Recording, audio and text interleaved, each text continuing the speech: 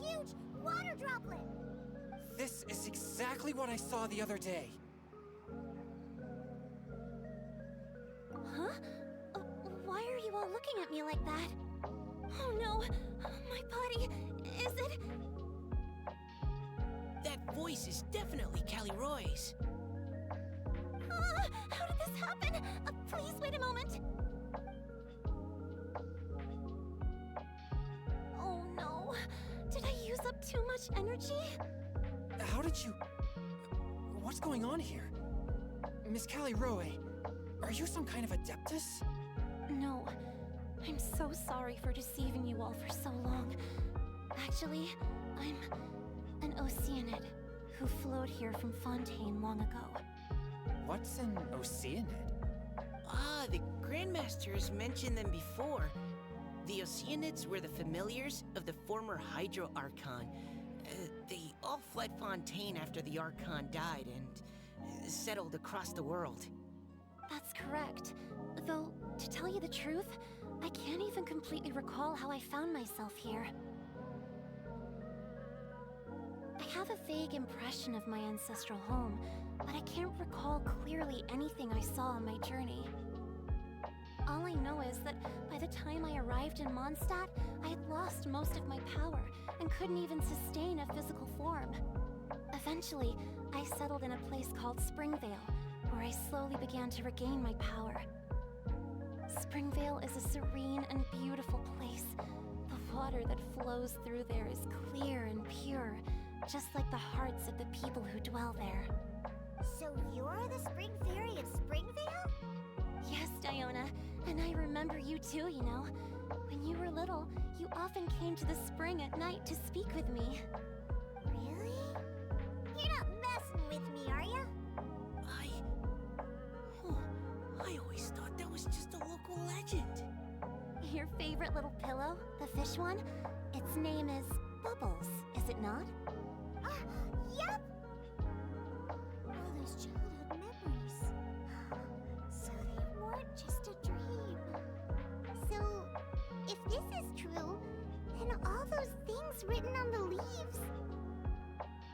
I see. So you were the ones who found my leaf. Well, you are correct. The Spring Fairy and Heart of Clear Springs is me. No wonder you were asking us so many questions about it. So, the boy from the story... is Finch. I always loved listening to people's dreams, and still do to this day. Whether they're beautiful, sad, or filled with emotions I couldn't understand at the time. One night, a little boy came to the spring. The tears that fell from his face were more fragile than a moonbeam, and purer than the morning dew. I like humans, and wanted to understand them better. I also wanted to make sense of the feelings contained in his tears that were, then, a mystery to me. Yes, we often met under the stars, sharing our stories with one another. Sometimes, we'd stay up all night and see who would hear the first bird chirping from the boughs, or the first cicada of summer. Aw, that sounds lovely. But one day, just like the book says, I saw an emotion in Finch's eyes that I couldn't reciprocate. I felt out of my depth, in uncharted waters. But I knew all too well that we Lockfolk face a very different fate from that of humans. Whatever was happening, I didn't want it to lead to Finch writing a chapter of his life that he would later come to regret. So, I fled, and never appeared before him again. Oh, Callirhoe.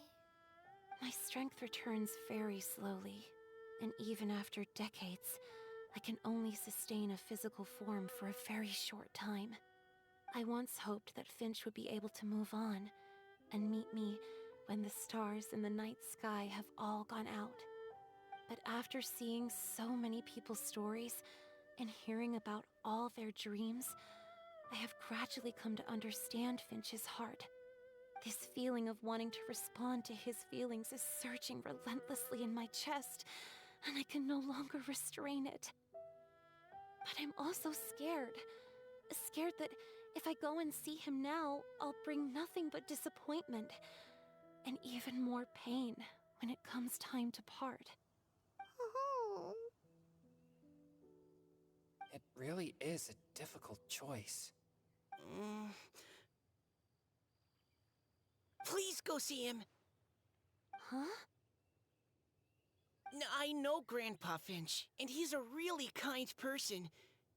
When I was struggling to learn how to draw maps, he was always encouraging me, telling me not to give up, always keep trying, and get out there and have some adventures.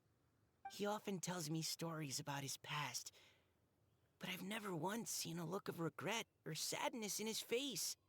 And even though Grandpa Finch loves adventures, he still stands there by the spring, every day, as if he's waiting for something. I believe that he's serious about his feelings for you, Miss Callirhoe. He's never stopped hoping that he'll see you again one day.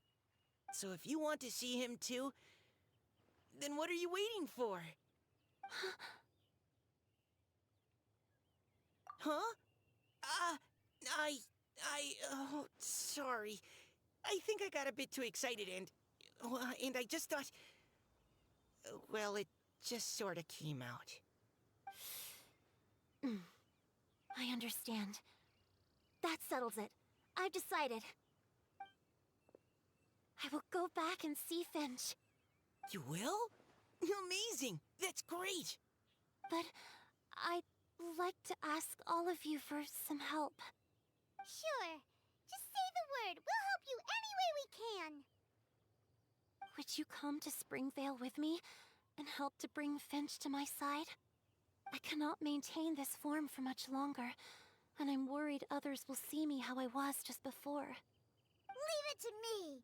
I'm really close with Grandpa Finch. Also, please keep Finch's in my secret. I wouldn't want Springvale's tranquil waters to become agitated on account of all this. Your secret is safe with me. I won't tell anyone. That's a promise. Great. I can't thank you all enough.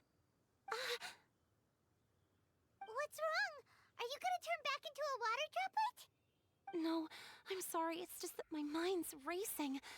As much as I want to talk to him again, I'm still worried that I won't have the words when the time comes. A poem?